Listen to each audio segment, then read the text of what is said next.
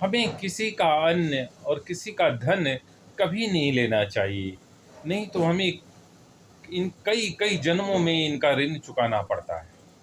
कहानी ऐसी है कि एक बार कृष्ण और सुदामा जब बाल रूप में थे, छोटे थे, तो जंगल में गैया चराने जा रही थी। तब सुदामा कृष्ण की माता ने उन्हें खाने के लिए कुछ चिवड़ा दिया और सुदामा को पकड़ा दिया कि भाई जंगल में तुम लोग दोनों भोजन कर लेना। लेकिन इतनी जोर की बारिश हो जाती है और दोनों अलग अलग पेड़ों पर चढ़ जाते हैं और भूल से सुदामा जो है सारा चूड़ा खा जाते हैं। वे कृष्ण को नहीं देते हैं, कृष्ण के जो हिस्से के चूड़ा थे वो भी खा लेते हैं।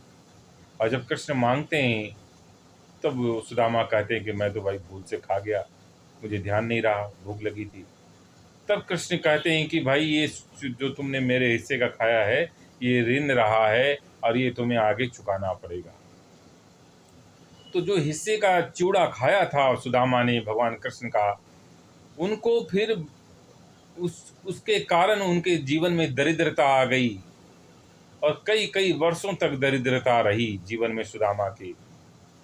फिर जब भगवान कृष्ण द्वारिका के राजा बन जाते हैं और जब सुदामा उनसे मिलने जाते हैं, तब सुदामा की पत्नी उन्हें कुछ चूड़ा कुछ चावल देती है कि जाओ अपने मित्र के पास जाओ और उनसे कुछ मदद मांगो। तुम्हारे मित्र तो राजा हैं, भगवान है, कृष्ण हैं, उनसे कुछ मदद मांगो।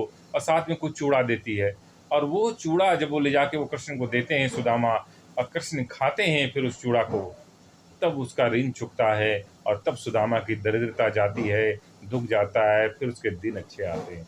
इसलिए हमें किसी का भी धन और अन्न कभी नहीं किसी के हिस्से का अन्न और धन खाना चाहिए हमें, नहीं तो हमें कई कई जन्मों में कई कई वर्षों में ये चुकाना पड़ता है।